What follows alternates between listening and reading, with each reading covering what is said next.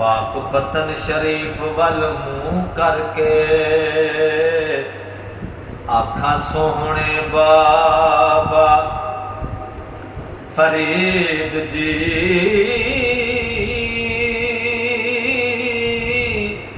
पाक पतन शरीफ वल मुँह करके आखा सोहने बाबा फरीद जी,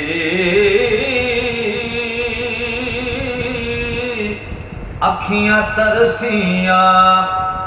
दिल घबराया,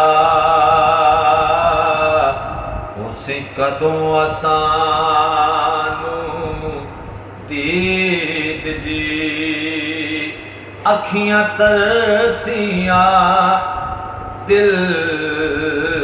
घबराया, उसे कदों असानू दीद जी। हिजर फिराक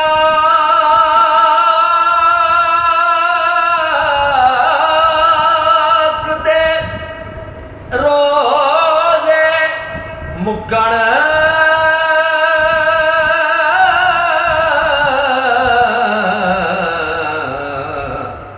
अते होए सुबह नवीद जी,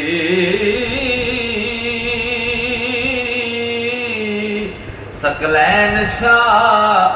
चढ़े दीद दा चन,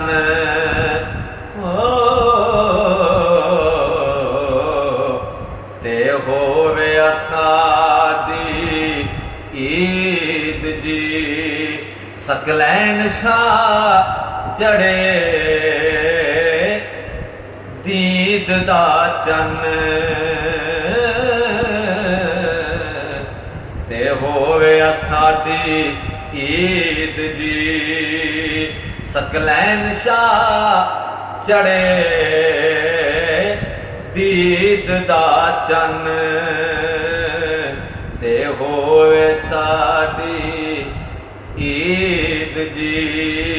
ते होवे साडी ईद।